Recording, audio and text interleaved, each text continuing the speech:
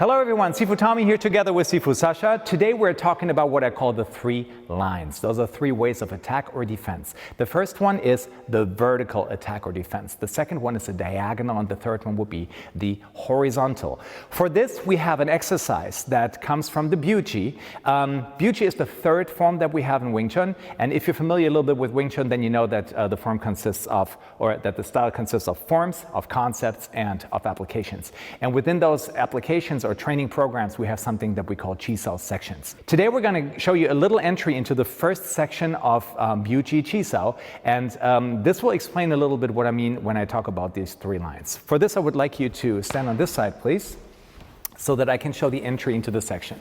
So when I attack here, I do it in a way that I use a technique called Kauso and Kwai Jarn on the first side over here. In the old days, this used to be a Cup Jarn, for those of you who have been in the Wing Chun scene for a long time.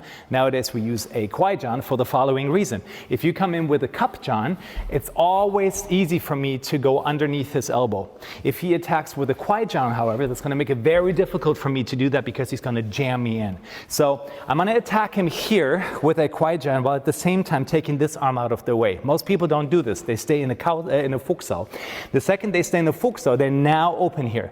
So you want to make sure that you clear the way on the left while attacking with the Kwai Jarn on the other side. And then we follow up with the exercise that I actually wanted to teach you, which is a Faksao, a Biusao, and a Chansao. So let's take a look at the first section of Chiso. So I start by doing this. I come in with what we call a Kwai Jarn here, and I make the technique extremely powerful and heavy by applying my whole body weight and attacking with the Kwai Jarn. Kwai Jarn is a diagonal elbow that you apply. And when I attack, then I use my Kwai Jarn and I use it to pin his arm on top of the other arm. I'm not using it to attack him here.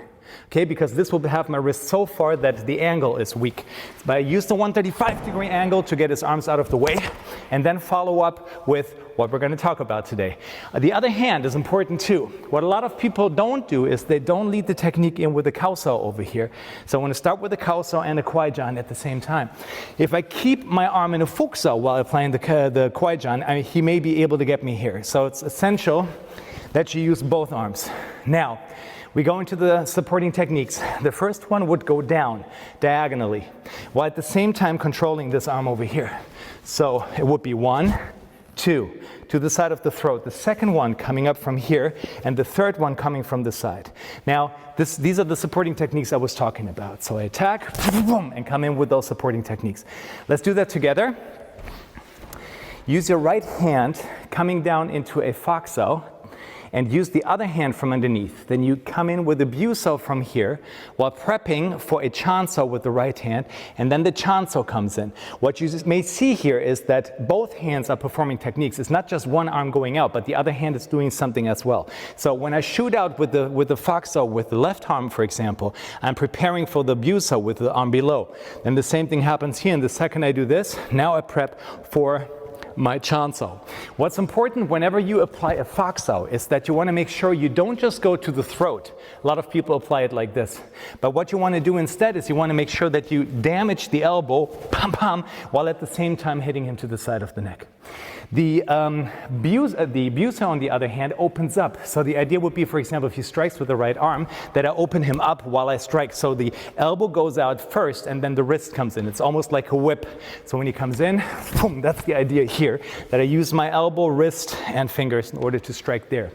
Chansao protects the center, and then we strike. So if he punches, it wouldn't be this, but it would actually be my elbow first to get him off center, and then the strike comes in. So from here it would be this, pom pom. Obviously I still have another hand here. So let's go back into our exercise. The right hand goes into Faksao.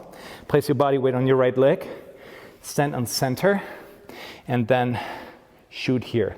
Now, left arm, right arm, left arm. Faksao, Biusao, Chansao, Faksao, Biusao, Chansao, Faksao, Biusao, Chansao, Faksao, Biusao, Chansao, Faksao, Biusao, Chansao, and so on. Now let's apply this in a variety of scenarios. He may come in with a straight punch. I may go 1, 2, 3. Or maybe he comes in with a roundhouse punch over here. I may go 1, 2, 3. So whenever you find yourself in a scenario where you would usually finish it off with chain punches, right? That's what beginners are used to, right? You come in with something, and I go chain punches, chain punches, chain punches. Try to mix that up a little bit to give you more variety and also to make it more lethal. I mean, just imagine what happens if your throat comes somebody here. So please be extremely careful whenever you apply those techniques. Those could end somebody's lives. Whenever you practice anything like this, can only be used in a life or death scenario. It can only be used in a situation of self-defense. Please always keep that in mind. Have fun practicing. Once again, thank you so much for watching. If you should have any questions, feel free to send me a direct message, or if you want to learn with me, here is the URL to my online academy. Thank you so much. Thank you, Sasha, and we'll see you next time.